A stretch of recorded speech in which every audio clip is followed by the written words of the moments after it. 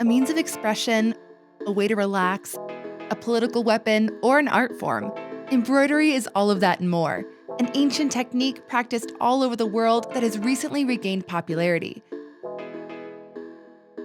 You probably know you need a needle and thread for this art form, but did you know it's possible to embroider with hair? Or that there are stories hidden within many pieces?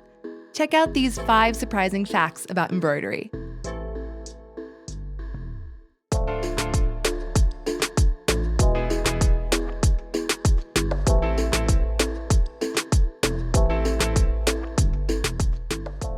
Centuries before visible mending became popular, medieval manuscripts showcased the use of a somewhat similar technique. It was common for parchment to form holes over time, and to repair them, medieval scribes would sometimes use their creativity as well as a needle and thread to give these manuscripts a special touch.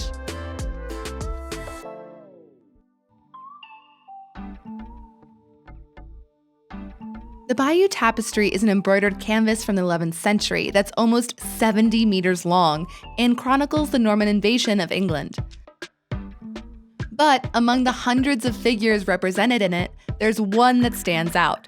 It features Halley, the comet that orbits the sun every 75 years, along with a phrase in Latin.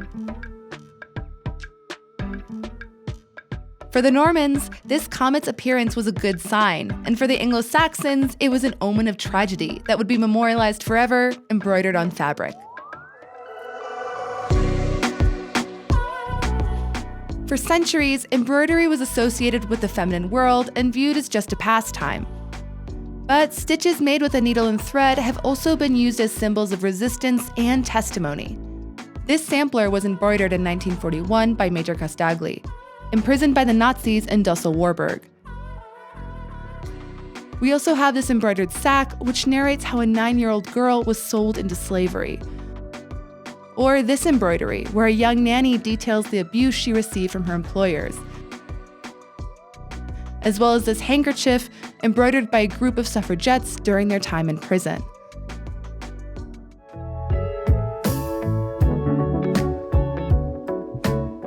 Though the first thing you imagine when thinking about embroidery might be a design stitched on fabric, the truth is that this technique can be applied to many materials, including photos and postcards, bills, paper, and even plant leaves and pieces of wood.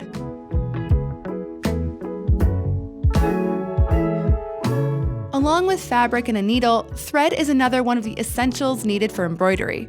There's a wide variety of kinds, such as single thread or double thread, cotton thread, silk thread, black or colored thread. But it's also possible to use less conventional materials. For centuries all over the world, gold and silver threads were symbols of power and status, decorating the clothing worn by the upper class and items like religious objects. Also, though it may seem surprising, it's possible to use human hair to embroider. In Mexico, to formally accept a marriage proposal, a handkerchief was sometimes embroidered with the groom's hair. And in late imperial China, people used hair to embroider Buddhist images.